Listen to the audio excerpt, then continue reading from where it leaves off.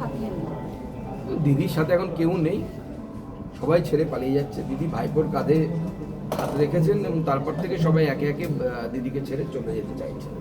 আগামী দিনে দিদি একাই থাকবে। আমি বহু আগে বলেছিলাম, এখনও আপনাদের আর্কাইভে থাকলেও থাকতে পারে, খুঁজে দেখুন যে এক সময় পার্টিটাতে কেউ থাকবে না, পিসি আর ভাইপোই শুধু থাকবে।